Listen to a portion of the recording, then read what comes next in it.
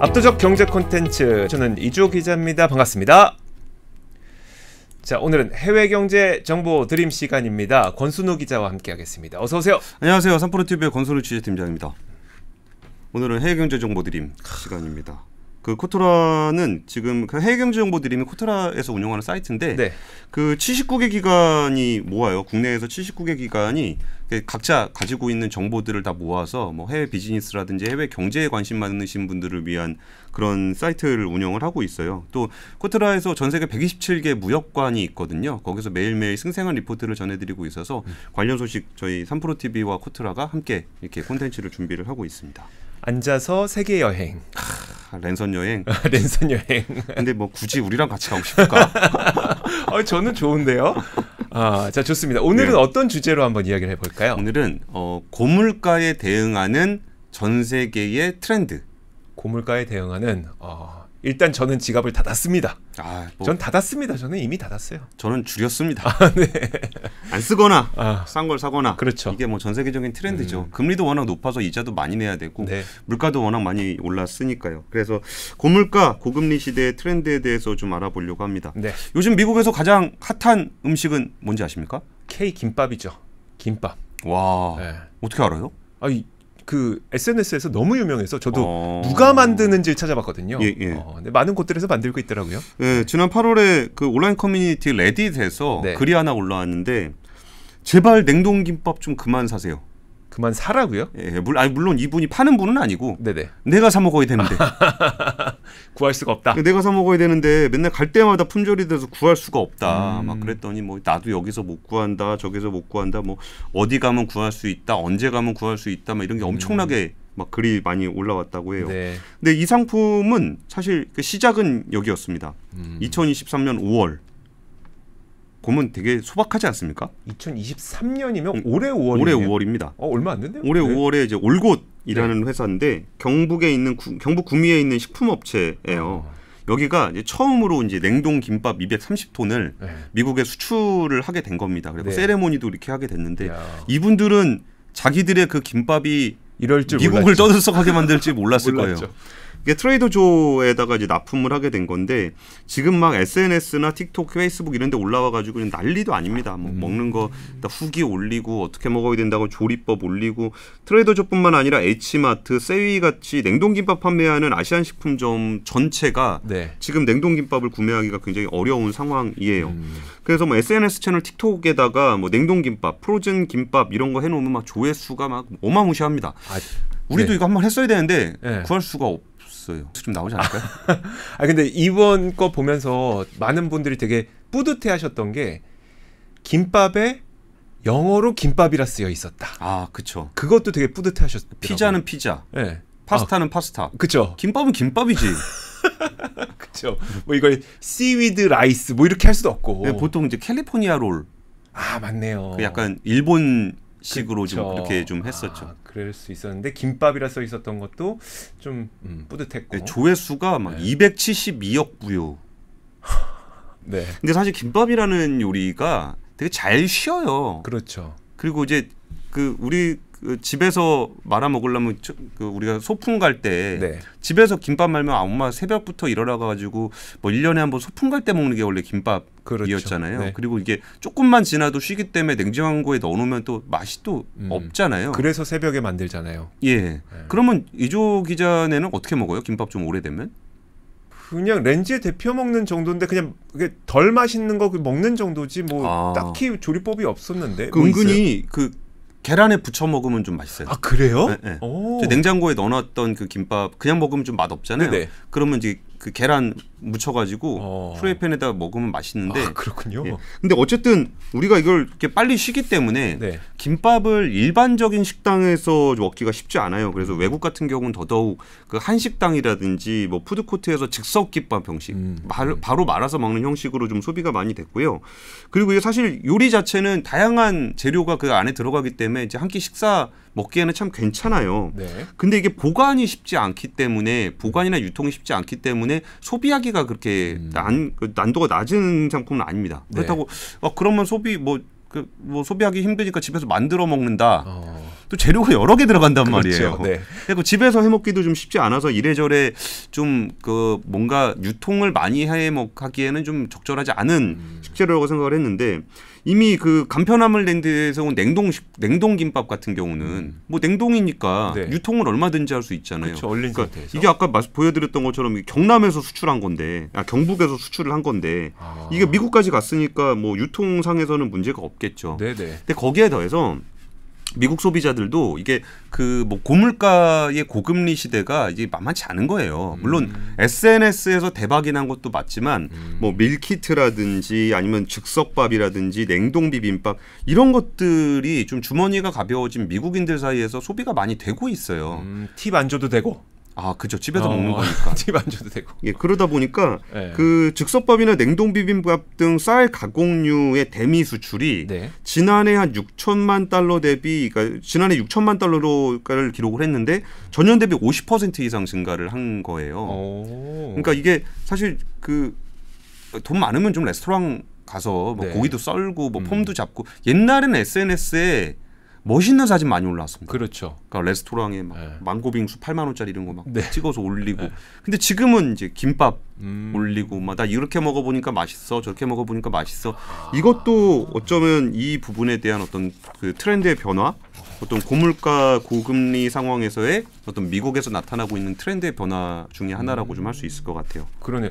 저는 그냥 김밥 유행한다니까 김밥 유행하는 게 뭐라고 생각했는데 SNS에서도 이게 유행을 한다는 거는 확실히 그 전에 막 SNS 정말 막 내가 부자요, 내가 혼자 잘났고 이런 모습 보여줬던 것과는 사뭇 달라진 분위기는 그 맞는 일종의 트렌드인데. 트렌드네요. 그러니까 코트라의 이제 김동그라미 님이 네. 무역관에 계신 김동그라미님이 보면서 트렌드를 보다가 이거 뭐 좀 미국 시장에서 좀 색다른 변화인 것 같은데 그러면서 즉석밥류, 밀키트류 이런 것들도 굉장히 많이 수출이 되고 있는 거예요. 그래서 뭐 SNS에서는 이제 김밥, 냉동 김밥만 보였겠지만 산업적인 측면에서 본다면은 이게 좀 소비자들의 주머니가 가벼워지면서 좀 더 간편하게, 간단하게 그러면서도 좀 재밌게 먹을 수 있는 그런 음식들이 뜨고 있는 것도 요즘에 한 그 대목인 것 같아요. 음식 말고 예. 네, 다른 건 뭐가 있을까요? 그러니까 그 달러 스토어라는 게 있는데 네. 이게 여기도 이제 우리가 천냥백화점 우리나라에 좀 있었고, 네. 그다음 백앤샵 이런 거 있었고, 이게 달러 스토어도 이제 그런 류의 체인이에요. 네. 근데 달러 스토어가 전반적으로 그러니까 실적이 그렇게 좋지는 않아요. 그러니까 달러 스토어 자체의 실적도 전반적인 소비자들의 구매가 좀 줄어들게 되면서 실적이 좋지는 않은데 특이한 거는 그 소매자 방문자 수를 추적하는 인마켓이 분석을 해보니까 연소득 10만 달러 이상 방문객 비율이 지난해 하반기에 비해서 올해 하반기에 평균 4% 이상 증가했더라.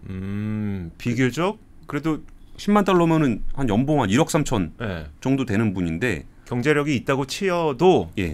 달러 스토어에 오더라. 그러니까 뭐 우리나라로 치면 억대 연봉 받고서 천냥백화점 가가지고 물건 사는 사람이 늘고 있더라. 네네. 라는 얘기고, 또 다른 조사 기관인 모닝컨설트가 설문조사를 해보니까 연소득 10만 달러 이상 가구의 달러 스토어 방문 의사가 지난해 6월에 비해서 15% 높게 나갔고 실제로 달러 스토어 소비도 지난해 39%에서 45%로 비중적으로 훨씬 확대되고 있는 모습이 나타나는 거예요. 네. 근데 사실 이게 그 달러 스토어 찾는 소비층의 소득 수준이 높아진 게 이번이 처음은 아니랍니다. 그래요? 2008년 금융위기 때.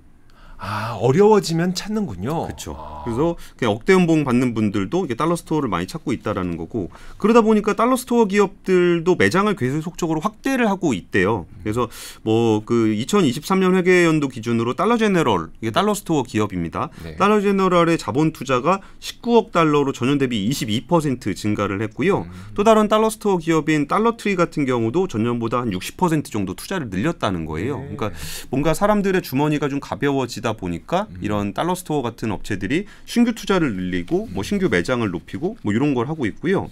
또 여기서 또 하나의 차이가 아까 김밥이랑 비슷한 컨셉인데 식품 수요가 증가하면서 냉장고와 냉동고를 많이 늘리고 있답니다. 그러니까 뭔가 음식 쪽에서 가격을 낮추는 네네. 그런 식의 투자들도 많이 이루어지고 있다고 해요. 그리고 이제 백화점 매출은 하락을 했지만 정가보다 싼 제품을 구매할 수 있는 할인점, 네. 이라든지 대형 슈퍼마켓의 매출은 강세를 보이고 있는데요. 월마트 같은 경우에 2분기 매출이 전년 동기 대비 8.4% 기록을 했고 순이익도 52억 달러로 지난해 같은 기간보다 43억 달러보다 거의 한 9억 달러 정도가 늘어난 상황이에요. 월마트도 싸잖아요, 물건이. 그렇죠. 그러니까 그런 데서 좀 매출이 좀 늘어나고 있는 겁니다. 그리고 여기서도 좀 특이했던 게 존 레인이 월마트 최고 재무 책임자 CFO죠. 네. 발표를 뭐라 그랬냐면은 식료품 늘어나고 있다라는 네. 부분과 소형 주방용 가전의 판매가 증가했다. 소형주. 근데 음식을 많이 먹는다는 게 왜 뭐가 특이한 거죠? 집에서 해 먹는다는 거죠. 아, 외식 못 나가고. 네. 아무래도 주머니 사정이 좀 가벼워지다 보니까 마트에서 물건 사고 네. 또 이제 집에서 해 먹기 위해서 소형 가전, 뭐 주방용 가전 사고 뭐 이런 것들이 많이 늘어나고 있다라는 겁니다. 그리고 이제 소매업 자체 브랜드들 역시 좀 성장을 많이 하고 있는데 예전에는 브랜드 좋은 거 사서 SNS 찍어서 올리고 뭐 그런 거였다 그러면은 보통 마트들이 그 소비자 자체 브랜드, 우리나라 PB 상품이라고 얘기하는 거 있잖아요. 네. 이런 부분들을 하고 있는 업체들이 좀 많이 나오고 있는데 그 TJ 맥스, 마샬스, 홈굿즈 같이 유명 브랜드를 할인가에 판매하는 유통체인이 TJX라고 있어요. 네. 근데 여기도 뭐 매출에 계속적으로 늘어나고 있고 순이익은 무려 전년 동기 대비해서 23%가 늘었어요. 근데 여기서도 특이한 특징이 뭐냐면은 TJX를 찾은 소비자들의 객단가가 하락했습니다. 한 명당 쓰는 돈이 줄어들었다는 얘기네요. 예. 근데 고객 수는 증가했어요. 적게 쓰고 많이 오는구나. 예, 그러니까 할인가 판매하는 유통업체에 와서도 비싼 거는 안 쓰는데 네. 할인가 판매하는 데에 방문 고객 수가 네. 늘어나고 있다라는 거죠. 그리고 이것도 좀 저는 특이했는데 월스트리트저널에서 부자를 의미하는 리치하고 침체를 의미하는 리세션을 조합해서 리치세션이라는 말을 만들었어요. 부자가 침체되어 있다는 의미인가요? 예, 부자들이 침체되어 있다는 의미이기도 하고 여기에는 그 미국 고용 시장에서 나타나고 있는 트렌드를 반영하는 게 있는데 네. 미국에서는 약간 저소득이라고 할 수 있는 서비스업들 있잖아요. 그런 쪽의 일자리가 지금 굉장히 많습니다. 그렇죠. 그거 우리가 이제 항상 뭐 글로벌 라이브 할 때라든지 저 아침 뉴스 전할 때 야, 일자리가 왜 이렇게 많어? 네. 왜 이렇게 고용이 타이트해? 이 얘기 많이 했었잖아요. 네. 그러니까 서비스업 쪽에서는 그 일자리가 좀 많고 여기에서 임금도 계속적으로 올라가고 있는 상황이에요. 그게 사실 물가가 안 잡히는 이유라고 계속 연준에서 얘기하는 거고요. 그렇죠. 그리고서 거기에 뭐 해직됐다라는 얘기는 좋은 데서 많이 나옵니다. 아, 그러네요. 예, 뭐 네. 빅테크라든지 네. 아니면 금융회사라든지 네. 이런 데서 해고한다는 얘기 많이 나오잖아요. 그러다 보니까 오히려 그 저소득층이라고 할 수 있는 사람들은 굉장히 탄탄한 소득 기반을 갖게 된 거고 네. 오히려 그 위에서 구조조정을 하면서 IT라든지 금융같이 이른바 화이트 칼라들에서 좀 실업이 많이 발생을 하고 있는 거예요. 그러다 보니까 지난 7월에 실업수당 청구 건수 가운데 연소득이 12만 5천 달러 이상, 그러니까 거의 한 1억 5천 네. 이상 되는 고소득층 신청이 전년 대비해서 70% 증가했답니다.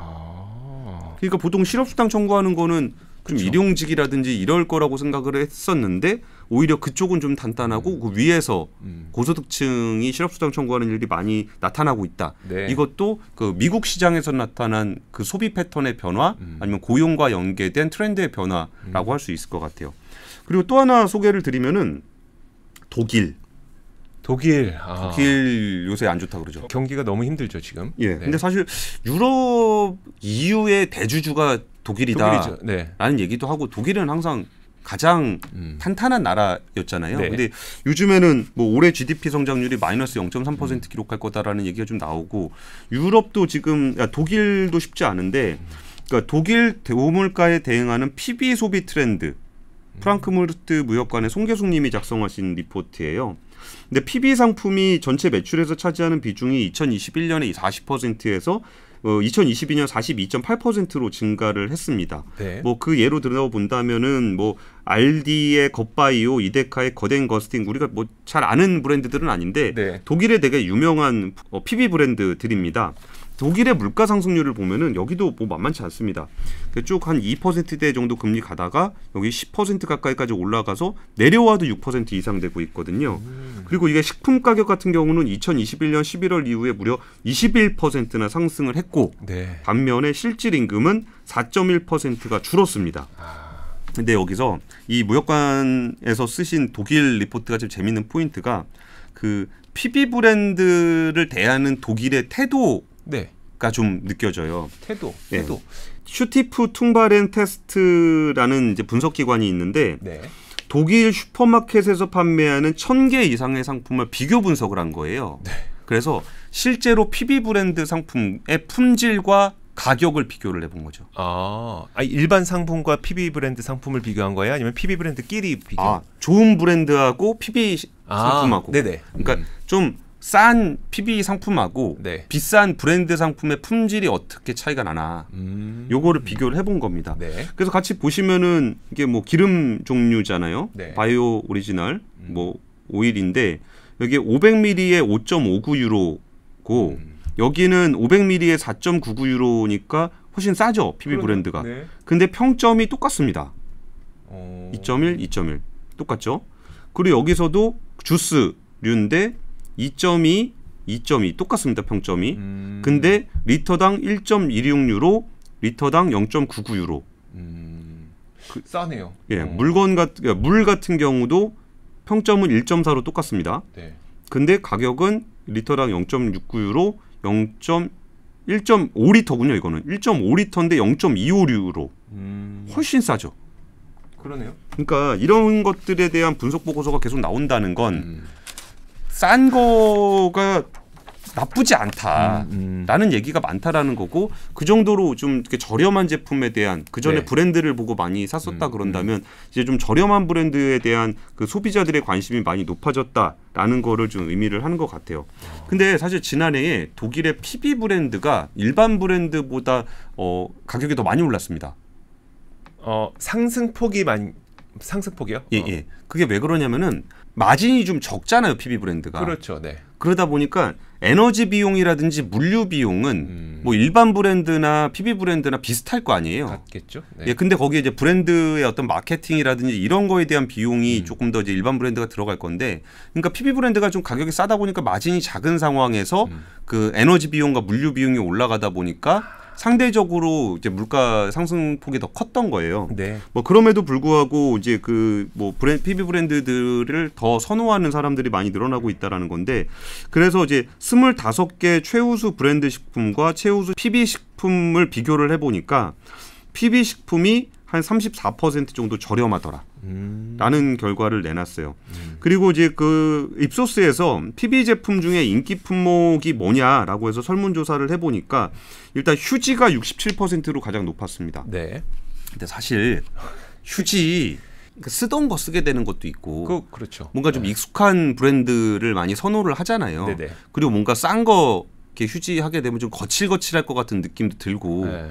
근데 이제 정작 막상 사용해 보면 품질 차이가 별로 안 난 거죠. 그렇죠. 그리고 뭐 세정제 같은 경우도 좀 그 많이 있고 뭐 우유라든지 세탁용 세제, 뭐 채소 과일, 뭐 요것 이런 것들이 사실은 제품 품질에 대해서는 별로 이렇게 차이가 안 날 건데 네. 브랜드에 익숙한 거를 자꾸 소비를 하다 보니까 브랜드 상품을 고르게 되는 품목들인 것 같아요. 그렇죠. 네. 그리고 사실 이제 좀 돈이 좀 이렇게 주머니가 좀 가벼워지고 뭔가 좀 더 저렴한 거 없을까 하다가 PB 브랜드를 이렇게 보다 보면은 저거 괜찮을까라고 하다가 예전이면 안 샀겠을 텐데 네. 요즘은 그냥 한번 사게 되는 거고, 그러니까 소비자 관련한 리포트에서도 사실은 이런 거 차이가 별로 없다라는 얘기를 하는 것도 이제 아무래도 소비자들의 관심이 그쪽으로 좀 몰리고 있기 때문이에요.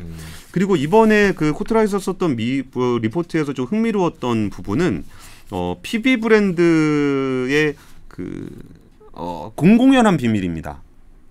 우리 다 알긴 아는데 네. 서로 좀 잊고 지내는. 뭘까요? PB 브랜드의 비밀. 그 딱지는 다른데 제품 같다. 같은 데서 만드는 상품인 경우가 많다는 거죠. 이쪽에 저도 아시잖아요. 그렇죠. 네. 근데 제가 이제 집에서, 그러니까 저희 집도 이제 메이커 우유를 자꾸 사려고 그래서 아니다, 이거 만드는 곳이 같다. 안 들어요.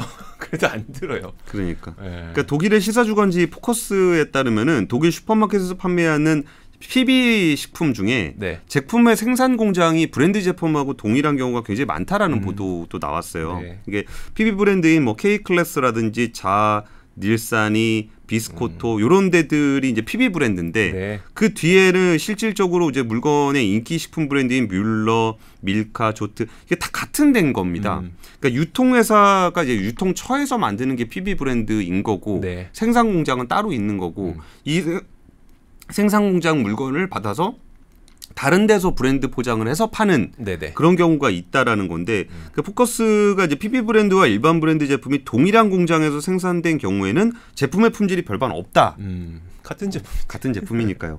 단지 포장비와 광고비의 차이가 있다. 네. 그러다 보니까 이제 좀 브랜드 제품 같은 경우는 광고도 많이 하고 포장도 좀 예쁘게 하잖아요. 네. 그러다 보니까 오히려 PB 브랜드가 포장지하고 광고비가 더 절약되는 효과가 있다라고 분석을 했고 그러면서 소비자들은 저렴한 PB 제품에 대한 그 품질에 대해서는 걱정할 필요가 없겠다라는 거를 좀 소개를 하고 있습니다.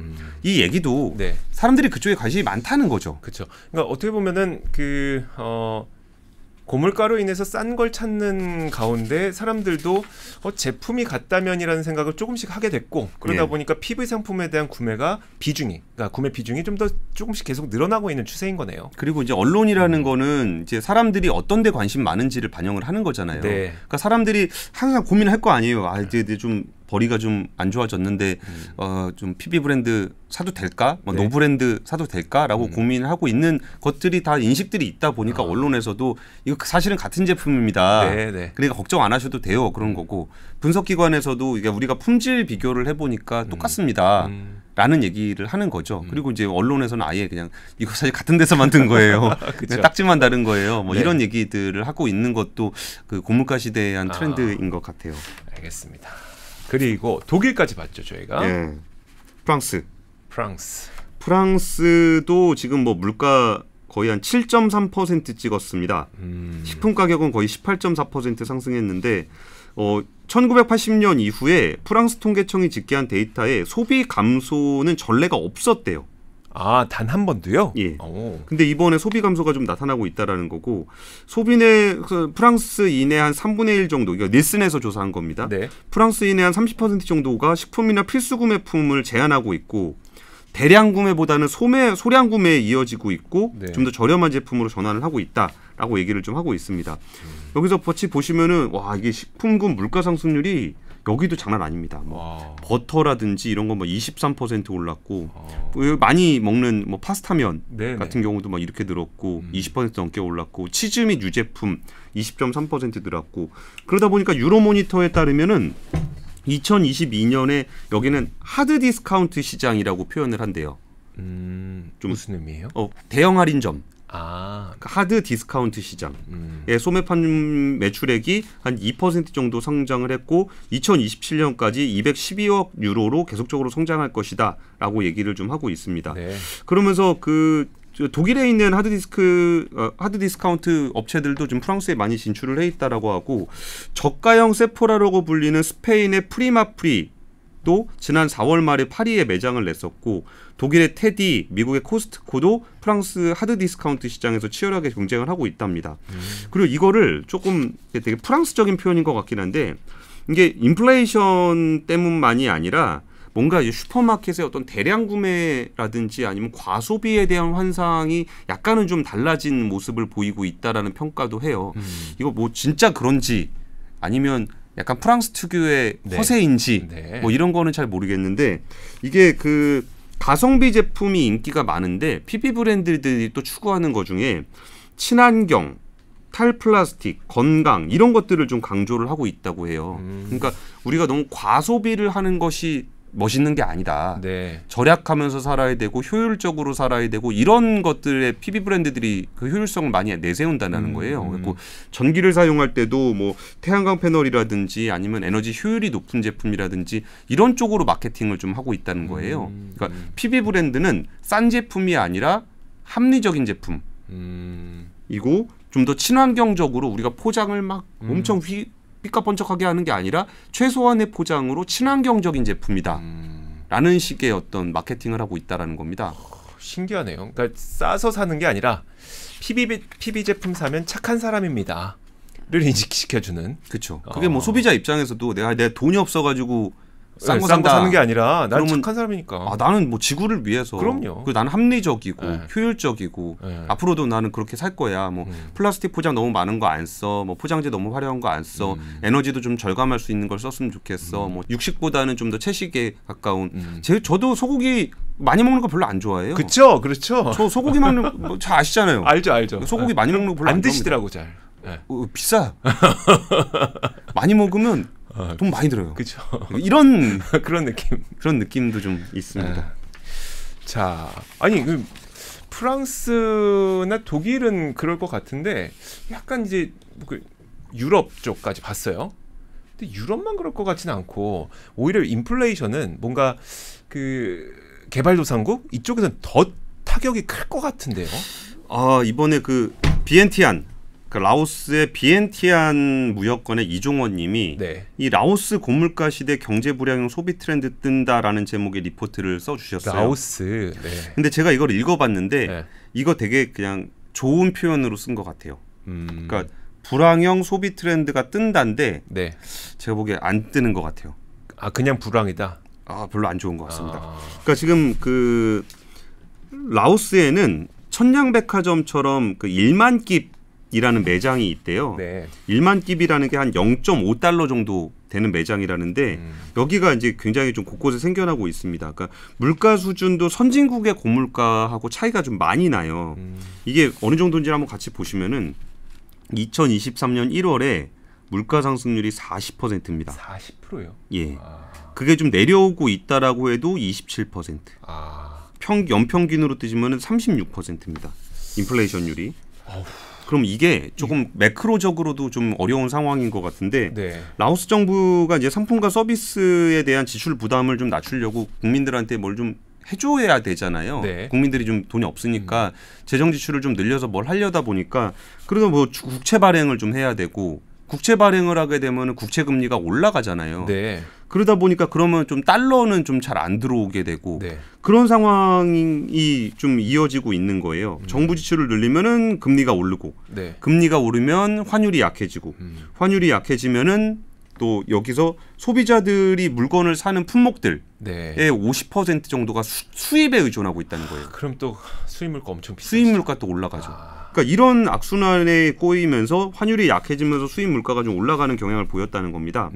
그리고서 그 수입 의존도가 높은 품목들 중에 뭐 식품이나 무알코올 음료는 수입 의존도의 소비자 물가 지수가 52.69%, 운송 배송이 한 50%, 보건 의약품 이런 것들이 대부분 수입 품목이거든요. 네네. 여기는 뭐 42% 이렇게 올라가고 있습니다. 그 라오스의 고시 환율은 2022년 한 해만 54.5%가 상승했고요. 돈값이 50% 넘게 떨어진 거네요. 그렇죠. 그러니까 아까 설명드렸던 그 악순환의 고리가 되고 있는 거예요. 네. 그리고 라오스 중앙은행이 2021년 말부터 550개 사설 환전소를 상업은행 통제하에 서비스를 제공하고 있었습니다. 그러니까 중앙은행이 있으면 상업은행이 있고 한 550개 정도의 사설 환전소를 통해서 이렇게 통화를 환전할 수 있게 이렇게 했던 거예요. 근데 2023년 1월 그 라오스 상업은행과 제휴했던 113개 환전소의 영업 허가가 취소됐습니다. 네. 그러니까 이게 뭔 말이냐면 지금 정부에서는 공식적인 환율 외에는 거래를 못하게 하고 있는데 실질적으로 달러 가치가 너무나 올라가 있는 거예요. 네네. 그래서 환전소에서 그러니까 불법 환전을 해준 겁니다. 네. 그러다 보니까 그전에는 한 550개 정도가 운영이 되던 게 113개로 줄어든 거죠.